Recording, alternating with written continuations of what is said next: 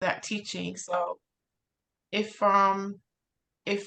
whoops, thanks, Jody. If we want to just like real quickly go around, say where we're from, and kind of maybe a little bit about what brings you here today.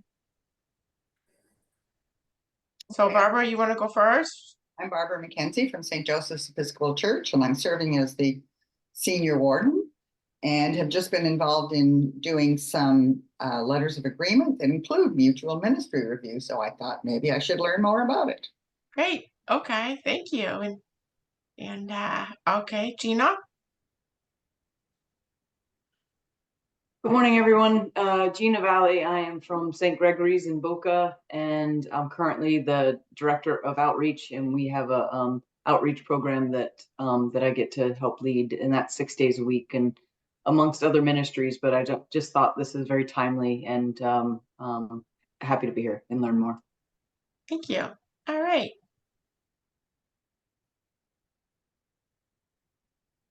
Okay.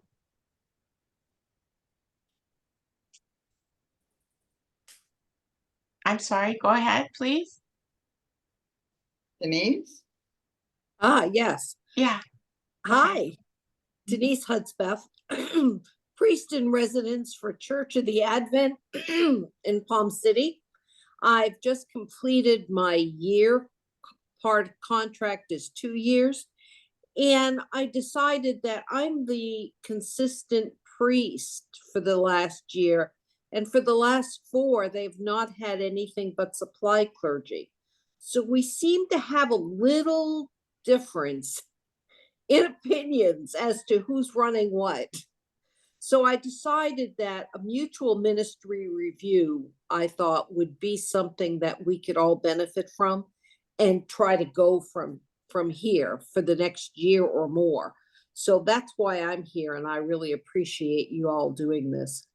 Okay. Thanks, Denise. I mean, and so everybody's at like different points in their ministry. I mean, St. Joe's is getting ready for Father Marty to retire. I know. And Oh, you know, wow. I mean, so that is a big going to be a big change. And Gina, you know, in mission, and then Denise in like trying to right the ship a little bit at Church of the Advent. Is that fair to say? Yes. Yes. Okay, so now let's turn to this Family Bible study, which you can apply in all of your different in your different contexts. And Jody and I learned this and saw it really at work after Hurricane Irma. We kind of went to a bunch of different like national meetings, and we saw this Bible study format being used, and we really liked it.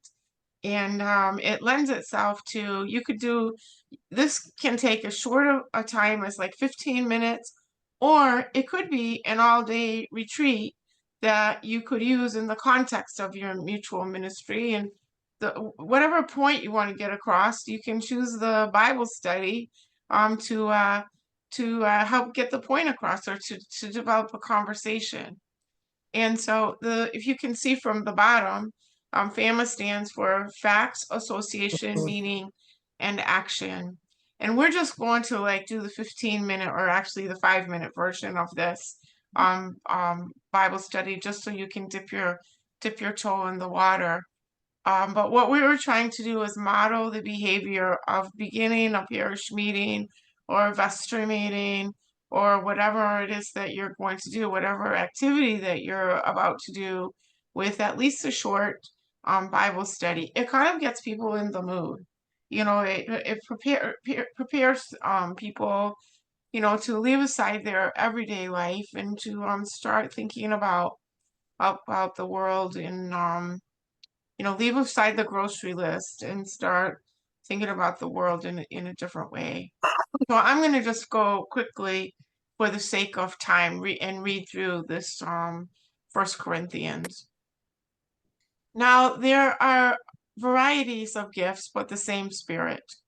And there are varieties of service, but the same Lord. And there are varieties of activities, but it is the same God who activates all of them in everyone. To each is given the manifestation of the Spirit for the common good. To one is given through the Spirit the utterance of wisdom, and to another the utterance of knowledge according to the same Spirit. To another faith by the same Spirit. To another gifts of healing by the one Spirit. To another the working of powerful deeds.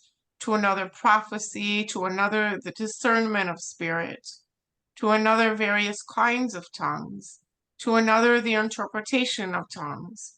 All these are activated by one and the same Spirit, who allots to each one individually just as the Spirit chooses. And so now we're going to drop down and you're going to see we have facts, association, meaning, and action. And if you want to, imagine yourself in the context of your, your mission group or your, your interim group, Barbara, or, of trying to right the ship at Advent. And so what you do is you lead your people through the study. So just kind of put it out there. Facts, reflect and discuss what was done or seen in the reading. And if you just want to, like, somebody can just say real briefly, what do you see as the facts here? And there are no wrong answers. Absolutely no wrong answers. I don't know how to stop this. Holy Families in the house. Sorry we Okay. joined late. Okay, so thank you, Horace. We're on the Family Bible study now, and so Thank you. okay, so let's just reflect and discuss what you saw or what was done or seen in the readings. I think what stands out for me, the first fact would be the same God. Mhm. Yeah. Okay, thank you. And just for the sake of, just this, we're just modeling this with speed. We'll just drop down to the next one. Association. Connect the experience to your own feelings and lives.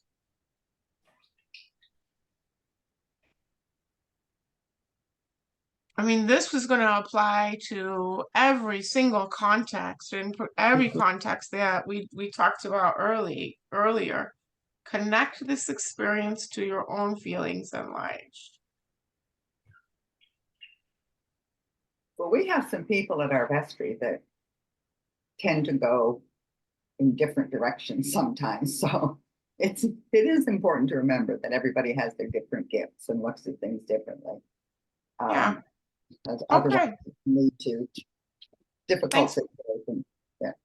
Yeah, thank you, Barbara. Exactly. That's exactly right. And it's gonna, I mean, I'm looking at you, Denise, and when you're trying to like get things sort of more squared away at Church of the Advent, this is super going to apply to you. You could just take this one and overlay it and say, this is the one we're doing for our vestry meeting. The Absolutely. meaning. Mhm. Identify and discuss the deeper meaning of the experience and its importance.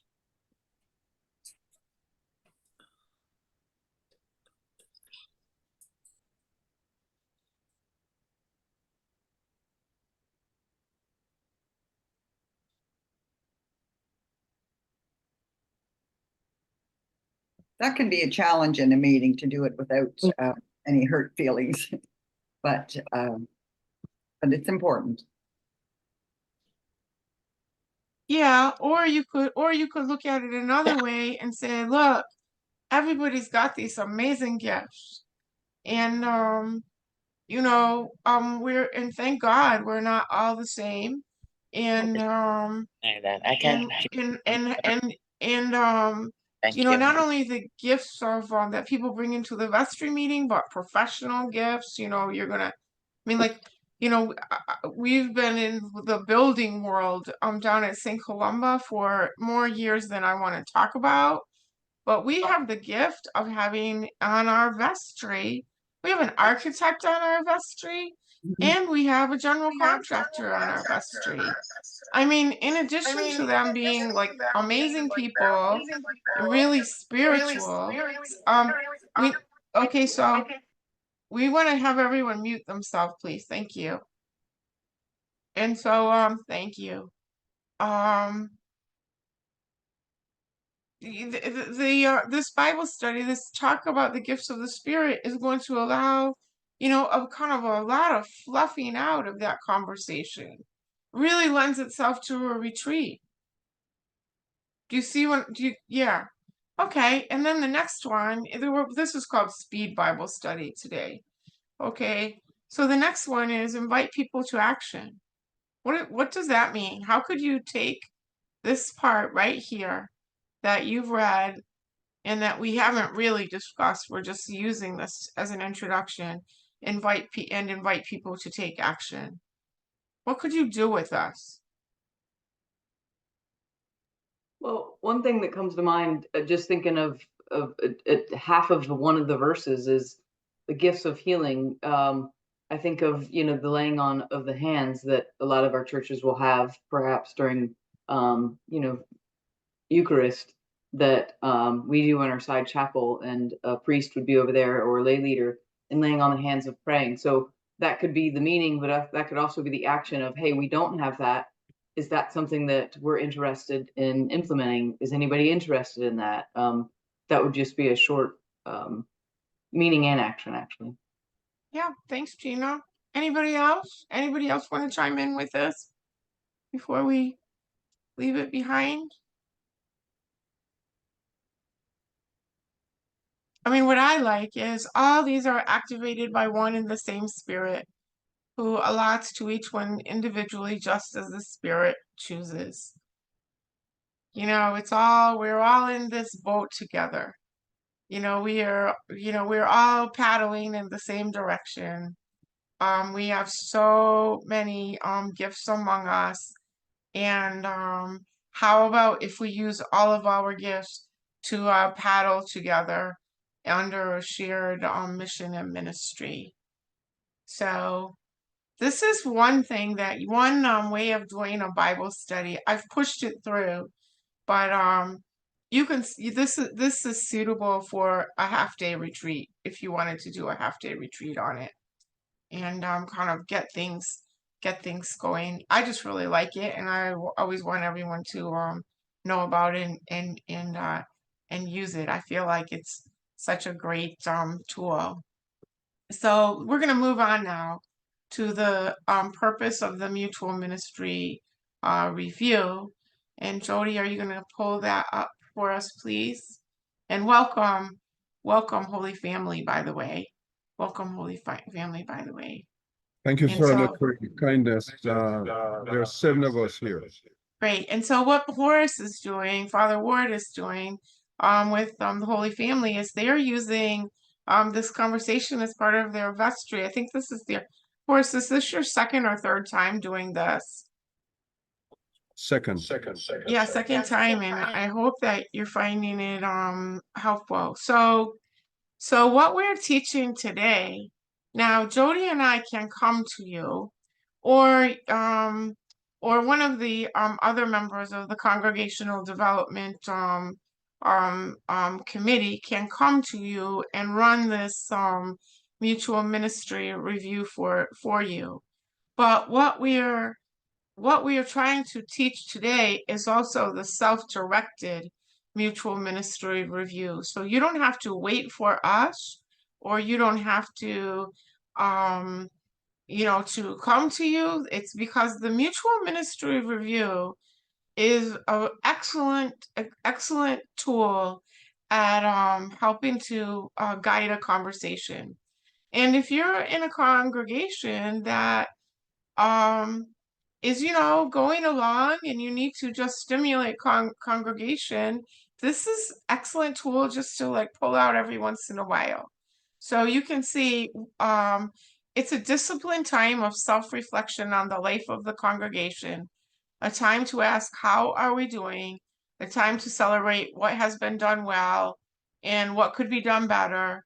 And then of course the next piece, what is God calling us to do and to accomplish here in this place? And how can we best practice our ministry? And so the format of the mutual ministry review is pretty straightforward. And so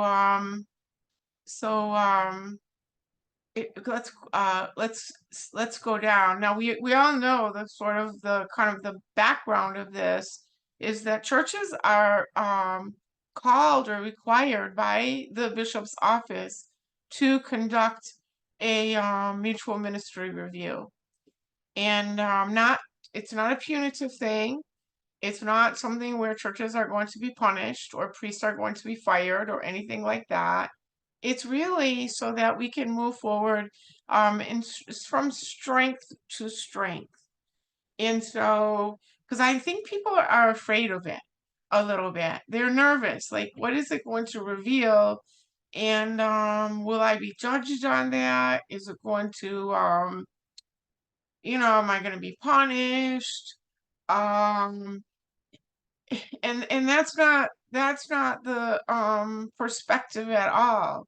It's in some respects, if you have ever done renewal works with forward movement, this is a little bit of almost a precursor of renewal works. It's kind of it's more straightforward, a shorter version of renewal works, and could actually lead to a renewal works program. So it's structured along these understandings. Leadership in ministry is our response to God's call.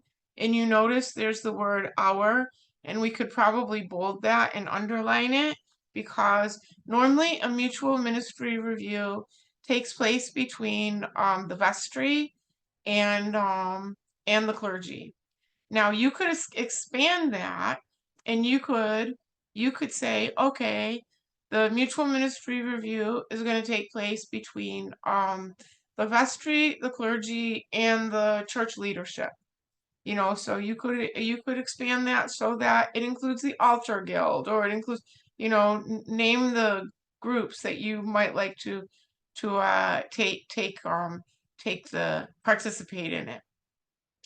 Our work is embedded in God's love for us all, so we're going to assume that. The Christian journey is one of continual growth and transformation. And sometimes we forget that. We get a little comfortable in our life in the church, or we're always in panic mode, and we forget that change is good. And ministry is the work of clergy and laity, of congregational leaders, congregational groups, and the entire congregation.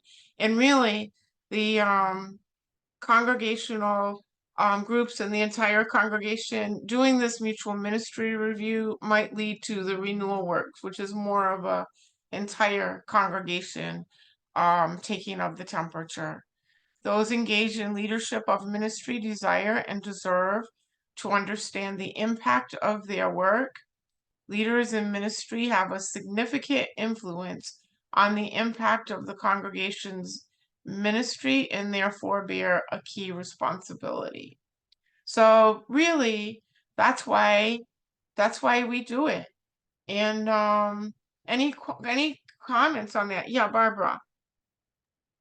The idea of having the vestry and whether it's the altar guild or ECW or something like that as part of the process, you could have a whole lot of people, and the person that the ministry review is being done for, which could be a little intimidating, couldn't it? I mean, I kind of have thought of this as, maybe one or two people, probably two people at least, doing this with a person rather than a large group. Yeah, okay, so I'm glad you said that, because that's not what this is. That's why it's called the mutual ministry review. And that's why it's not a review of the priest. It's not a review of the priest. It's a review of the church's ministry together. So it's not like the year-end review of the clergy. Yes, you're doing a great job. No, you're not. This is a all-encompassing look at, where is St. Joe's in its ministry to the world. And so,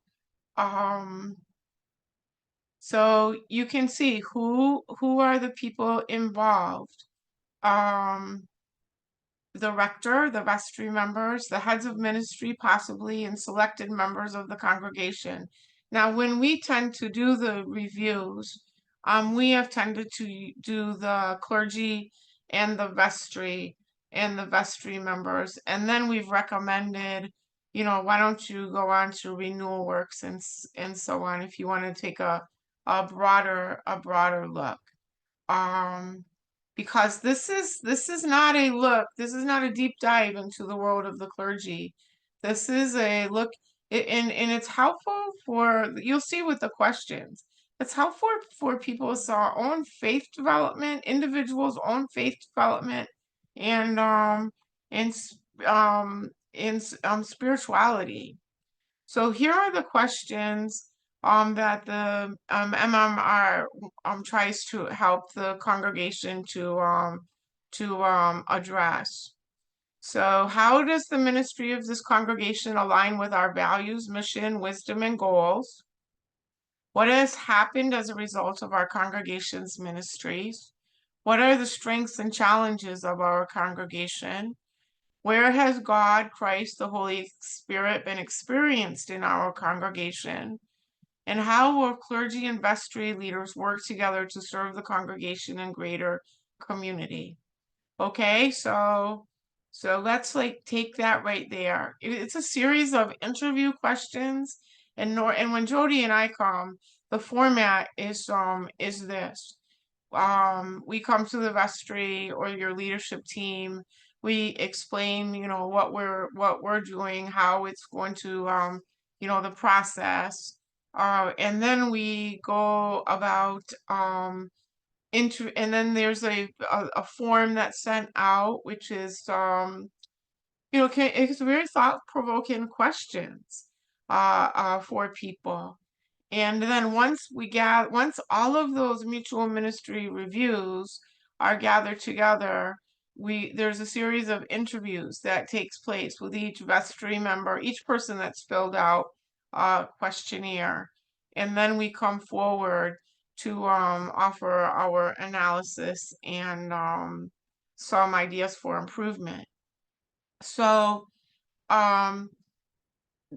you know, with the self-directed MMR, it can be a little bit different because you're doing it together almost as a retreat to try to you know, exhume some of these ideas. So now we're going to come to the growing edges, and let's face it, every congregation has some growing edges, things that people think, oh, you know, we'd really like to do this better. We might not know what they are until we fill out the form, or until we have a conversation. What needs improvement? What needs reconciliation? How can we be more supportive of one another? And what are our priorities for the coming year? Do you see how that can work? You see how that can work? So I've told you what the process is when we come, or outsider, we're out, or you could say outside facilitators, right? Outside facilitators, because we have about 8 people in the diocese that can do this, and hopefully there'll become more and more people that do this. So the process when an outside facilitator comes within the construct of the diocese is, the concept is introduced to the vestry and the leadership through about a 5-minute initial conversation. Then the interview questions are sent out by email to people. Then once the whole group fills out the questionnaires, then one-on-one interviews take place. And then once the one-on-one interviews are completed, then there's kind of a report format that goes back to the vestry, both a written and a verbal report with some some ideas for future resources. And so that's the process of having an outside facilitated conversation. All right. If you want to do this yourself, all right, if you want, much like the Family Bible study, this can also work. And so we have a series of handouts and things to kind of put the mutual ministry into a context, and so that it doesn't turn into let's attack each other or let's attack the clergy, or so that people don't have an idea of this is a referendum on the clergy, because that could not be farther than that's not the intent of this mutual ministry review by any means. And so everybody reads these reflection sheets, and so that we can think about together, what do we know about ourselves at this time? What do people tell us about our leadership in our congregation, strengths, gifts, and challenges? What do people hope for and need in the future? What should we enhance, add, stop, do differently? What are our priorities for next for the next year, or the next the next 2 years, however, because, for example, St. Joe's, you're going to be in the interim process for a little while. And so you might not want to chop it up, in a year by year. You could look at it for 2 years. And then you can, what will we do? How are we going to activate, if you remember from the Family Bible study, how are we going to activate ourselves using these tools? And we have some things that we want to do today. What will we do to achieve our hopes and dreams for our congregation? What is needed to get there?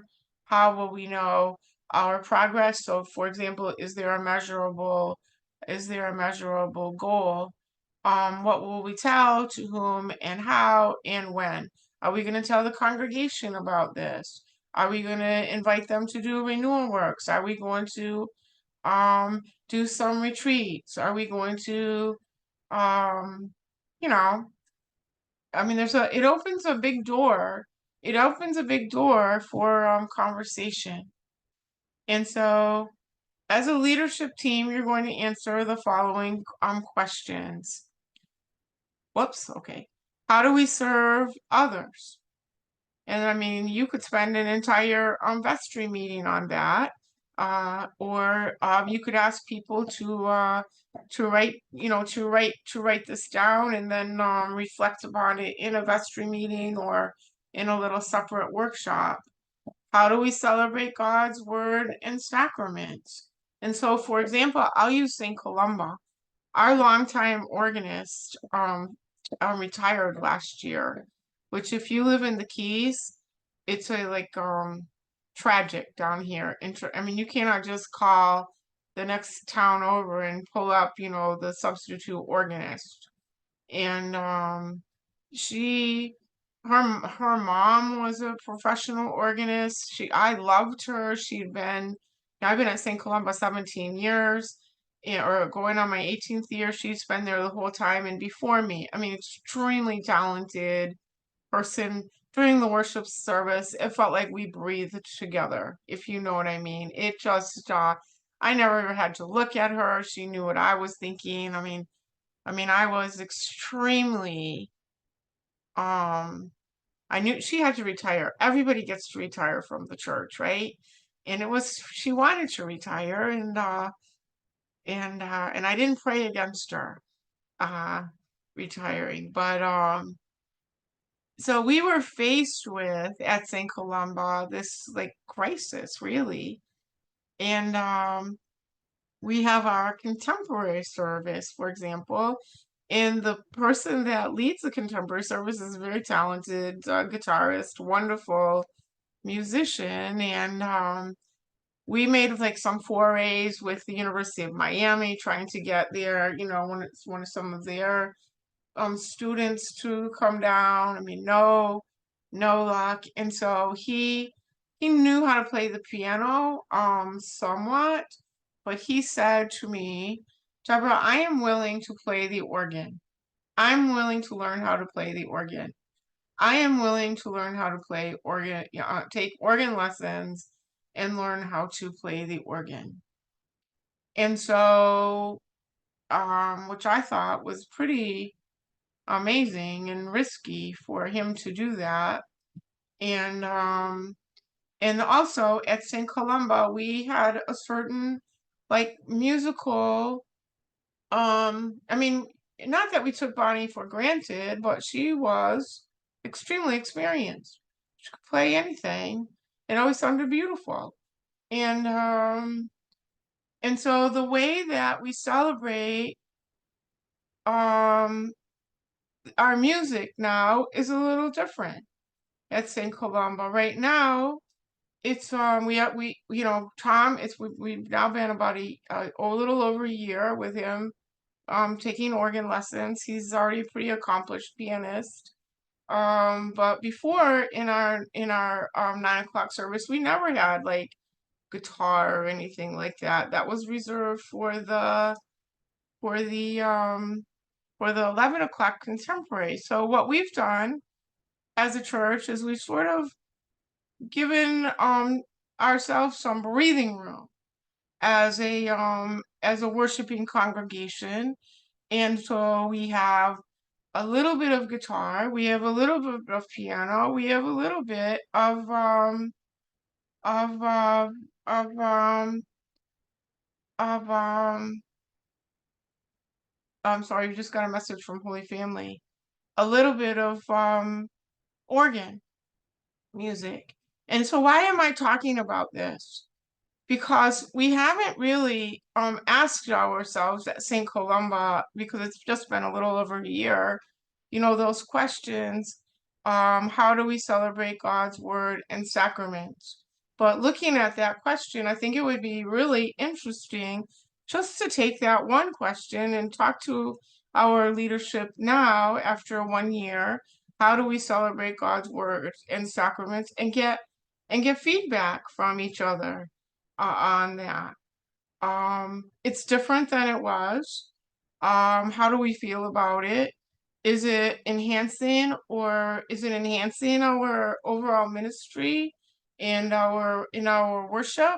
Or do we feel like it's still a growing edge with us? You know, what are the opportunities that have come with this new way of doing something? I mean, so I'm just using it. I use St. Columba a lot as a guinea pig, just to so that you can see how this can lead to a deeper conversation in your parish. And so, and it wouldn't be to point fingers at anybody or say, you know, it would be to have an overall overarching conversation about you know, liturgy and worship.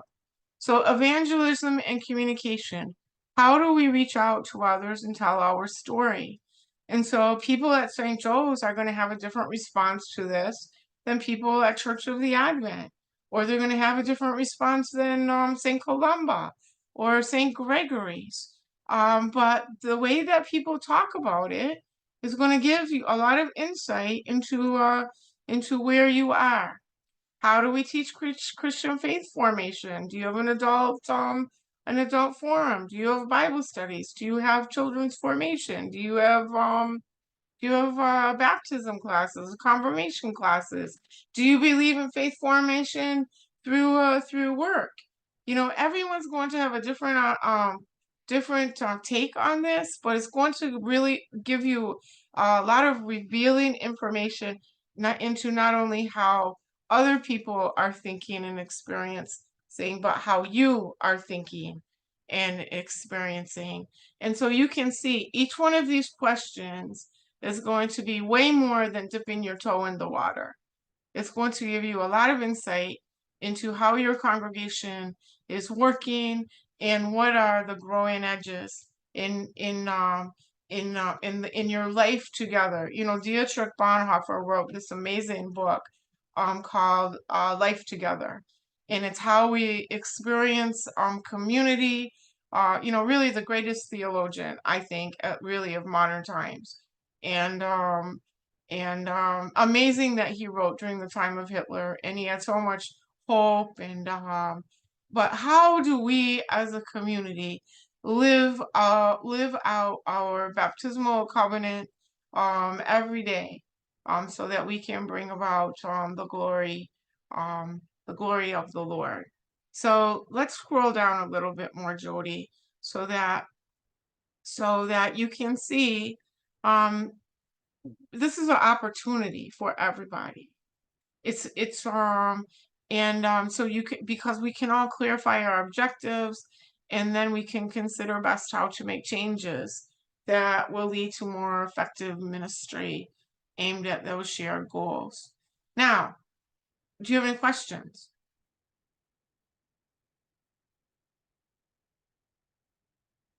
Nobody has any questions? Okay, awesome. Yeah, okay, go ahead, Barbara. Well, I'm just wondering, this sounds like a wonderful process and we'll get you good information. Wait a minute, can somebody, who's got please, there you go. Okay, go ahead. Sorry, Barbara. Okay, so sometimes you're going to find some issues that revolve around a particular ministry or a particular person who has a leadership role that maybe has issues. So do we also need to be doing annual reviews as well as this? What, just describe your annual, tell me what you mean by annual review. But like a performance appraisal. On the clergy, and who do you do the performance appraisals on? Well, we should be doing them on all the staff. And I mean, that's the normal employee. Yeah, so thing. yeah, so this is an entirely separate, this is not a performance appraisal. Well, I understand that. Yeah. Yeah, so if St. Joe's is, I don't know if you've been doing performance appraisals up till now, or you're thinking with your change of leadership, you're gonna take that on. Yeah, that's an entirely separate process. That should be going on. Well, it could be going on. I mean, it could be going on. Should it be going on? Does the diocese mandate that? Not as far as I know. Okay. Oh, that's interesting. Okay. All right. Yeah, not as far as I know. I mean, definitely management styles. I mean, if you read a management book, they say, yes, you should be doing that.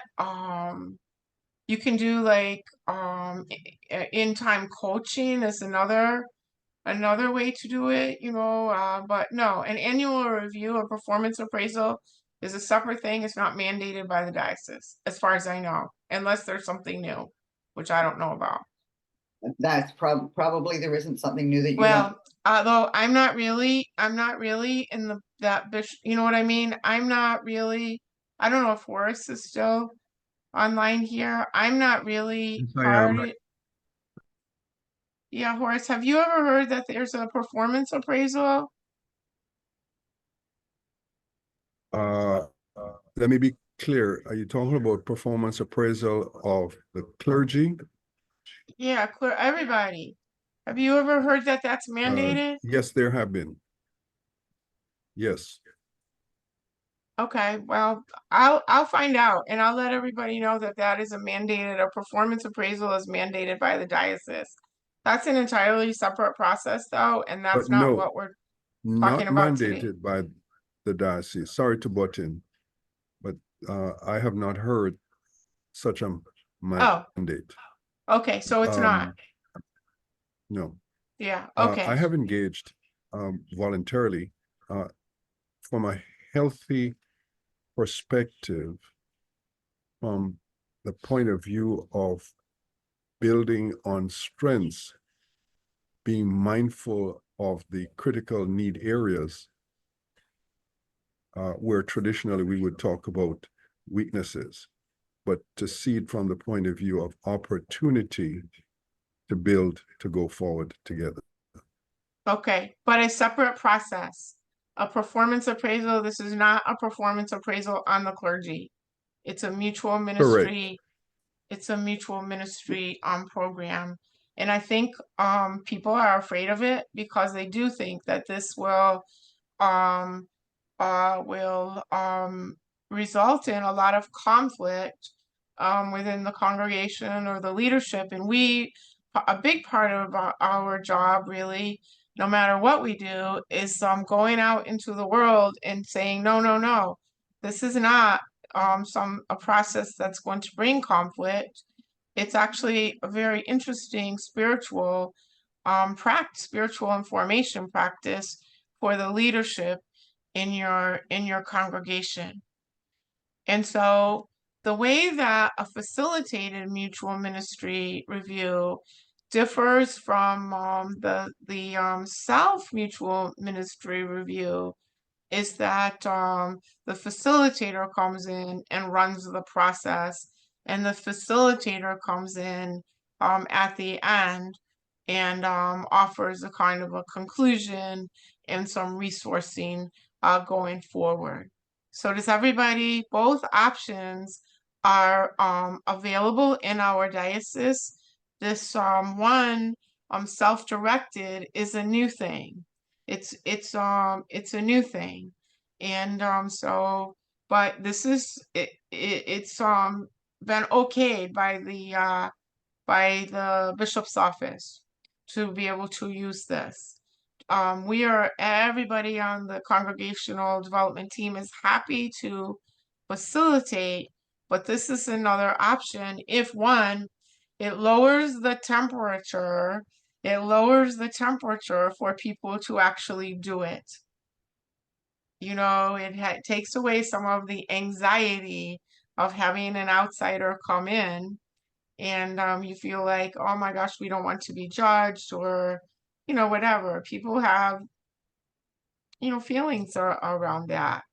So, I mean, I'm going to pause here to try to answer any questions that you might have before we move on to the next topic.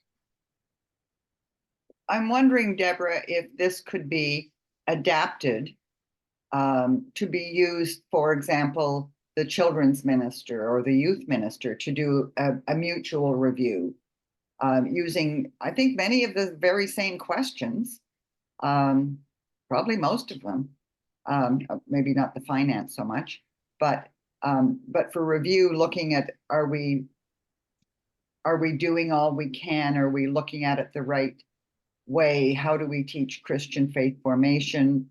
Are we caring for each other in terms of spiritual, emotional, and physical well-being, so that people, I think it could be, maybe not use all of it, but parts of it for a ministry review of a couple of the positions in the church. I agree. I mean, I think these questions are, you know, they're really thought pieces, right? They're thought questions. And I mean, if you have, I don't know how your youth team is, for example, but you could take, like, for example, I'll go back to the choir, right? I'll go back to the choir, which was a big change in at St. Columba. And so our organist was all about the music. Do you know what I mean? All about the music, and very much less about the pastoral care of the choir. Very much less about that. And in many respects, I mean, she was just so a very faithful person, wonderful. Can't say enough. But pastoral care was not, like, I would, if a member of the choir was missing, for example, for a little while, I would say, well, you know, we're a small church, we know everybody, what's going on with, you know, this person? Well, I'm not sure, Deborah, right? I'm not sure, Deborah. And the new person, right, that is learning how to play the organ, learning how to play the piano, I ask him, he knows, you know, they begin their choir practice with prayer. They pray before the worship service. We've had people going through different things in the choir, you know, health issues. He has the finger on the pastoral care pulse of that choir. And so, you know, if I had asked Bonnie that question, pastoral care, which I did from time to time, how do we care? But it was, definitely her growing edge. It would, it'd be one way of working with the choir. If I asked Tom that question, it'd be a whole different answer. And churches are going to be at different places at different times. I know from like at St. Columba, we experienced, I would say, for the first 15 or 16 years of my ministry at St. Columba, our shared ministry together, we experienced very few deaths. So few deaths that every time I would have to preside at a funeral or burial office, I had to really study the prayer book so that I knew the flow, I knew what it could feel like, what it, and also kind of like gear myself for, okay, if you go to someone's home and, they're passing away, and what are the prayers for, I had to really study those things every time because it was so few and far between. And I was always a little insecure about that, I was always a little worried. And I in the past week we've had 4 deaths at St. Columba. Yeah, four deaths.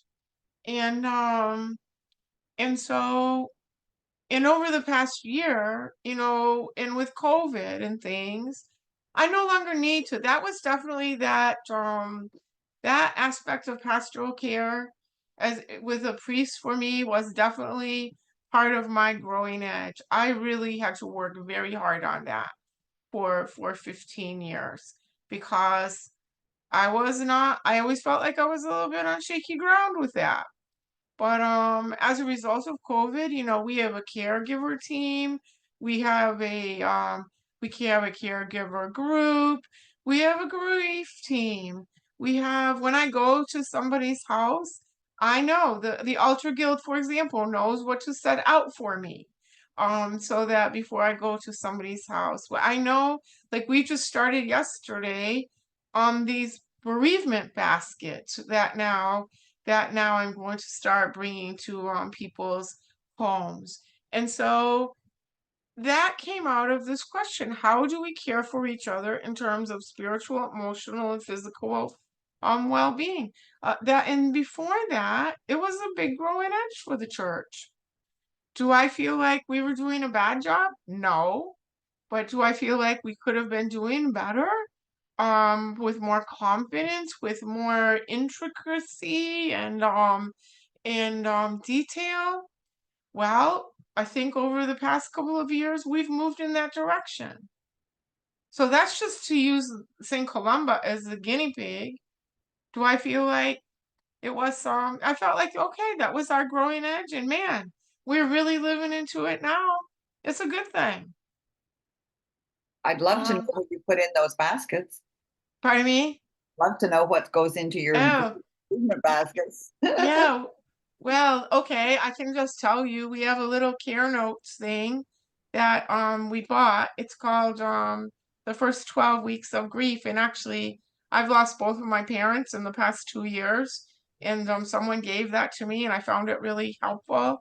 We also have this beautiful blessing prayer that we put in. These are little baskets, they're not big baskets.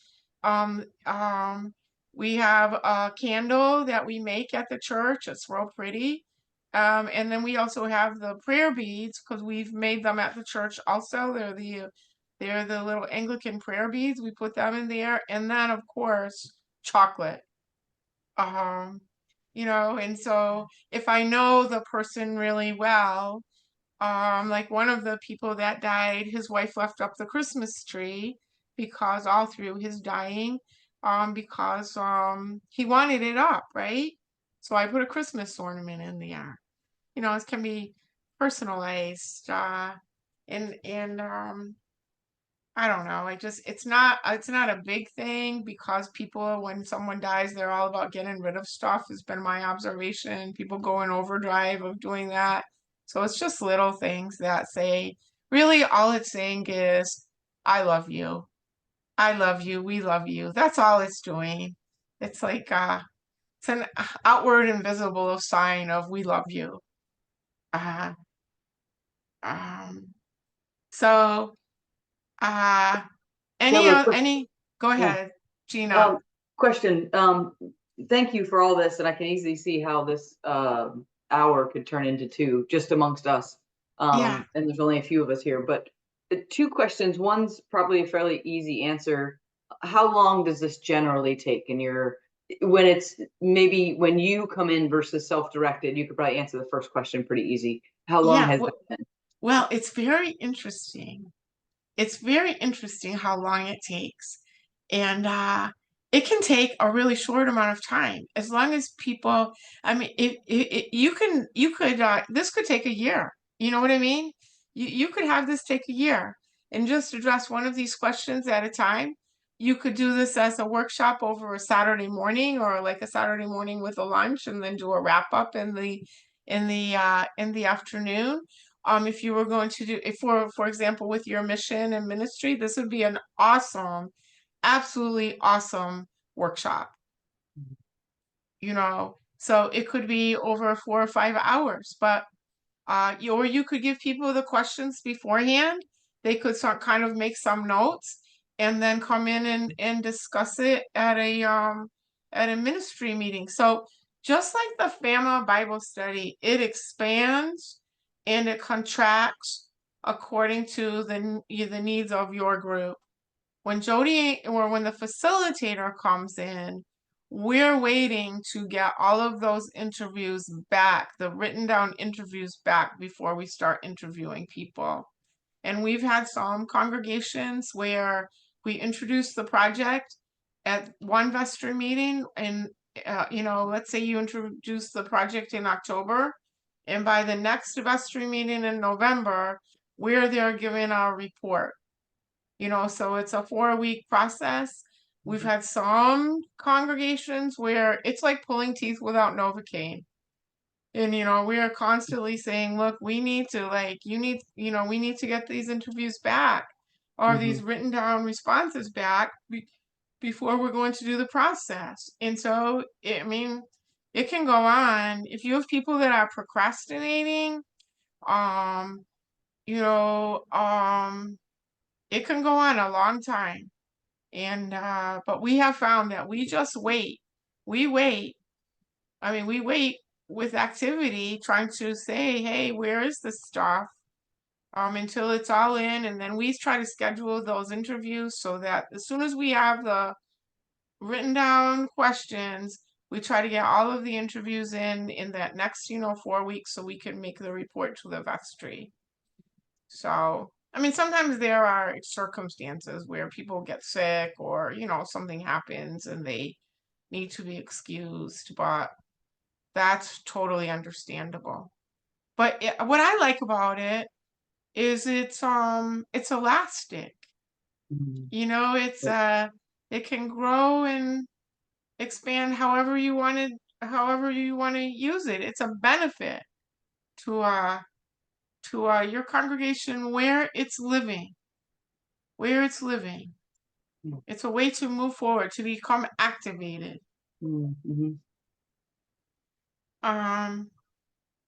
Any other? Thank you. That's very helpful.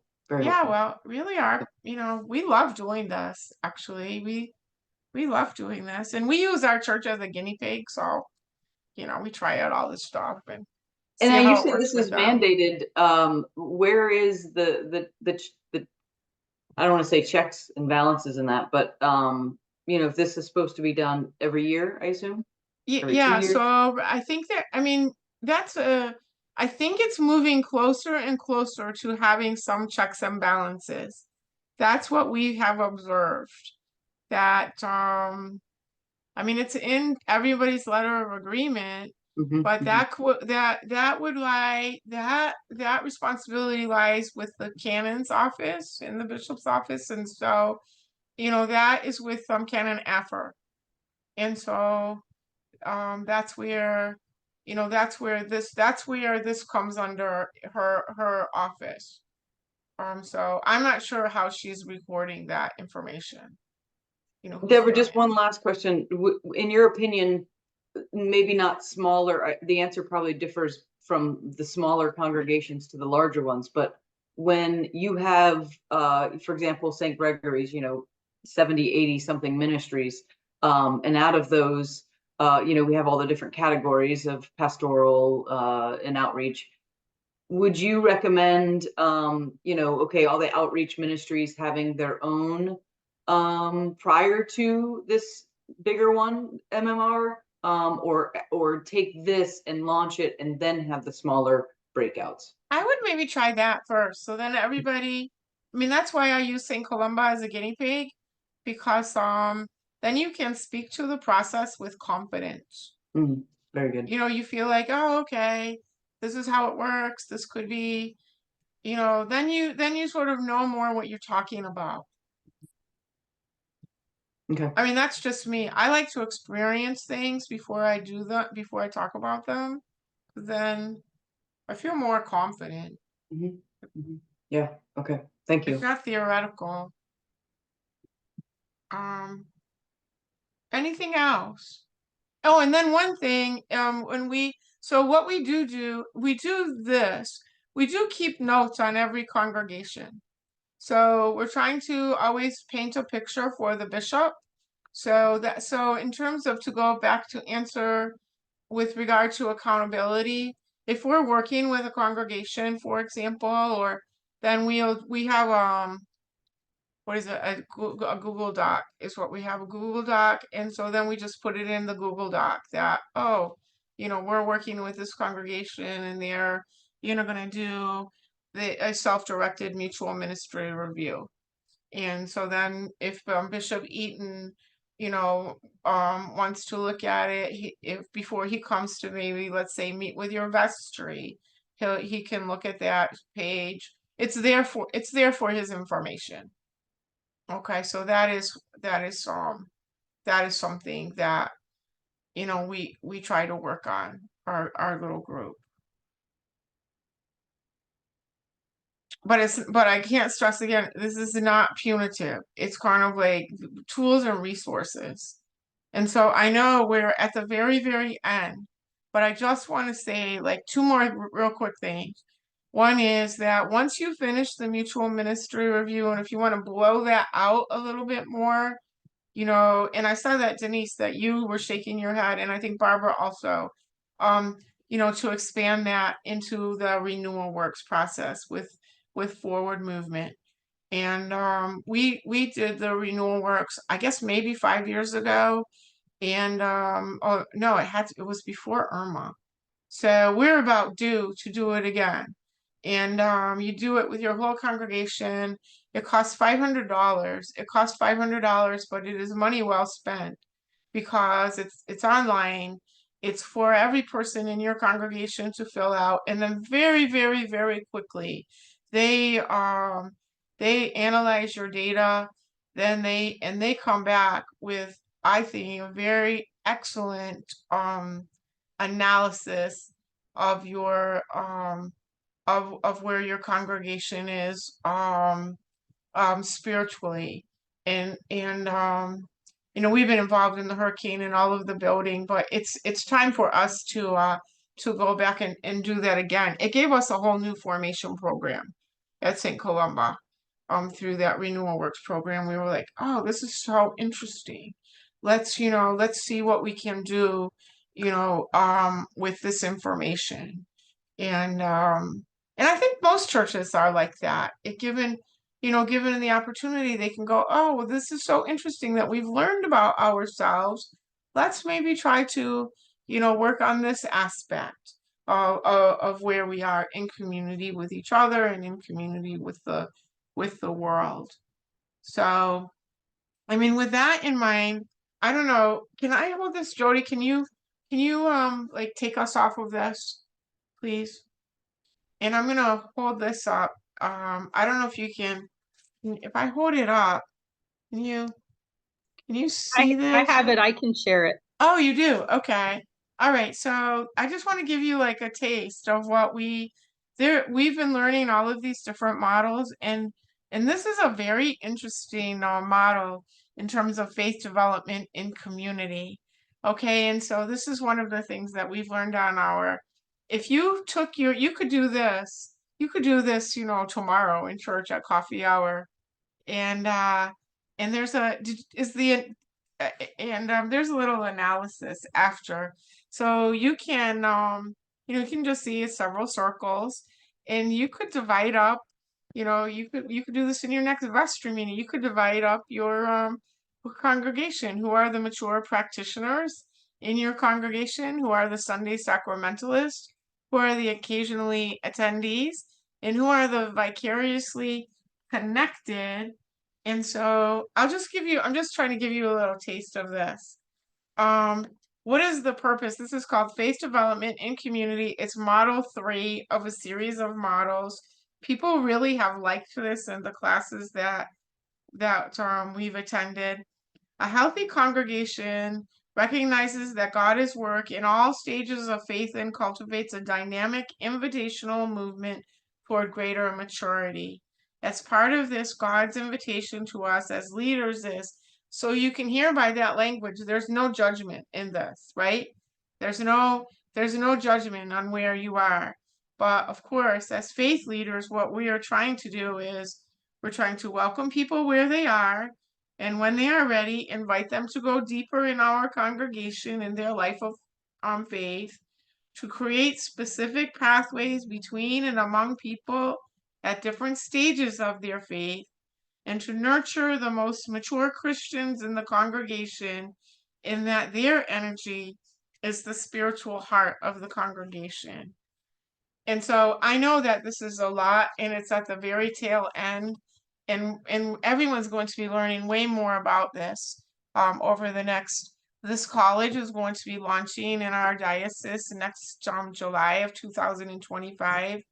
The diocesan convention is going to be in all of this, but we can also come to your congregation, via Zoom, and teach some of these different models where you would spend more than 5 minutes on it.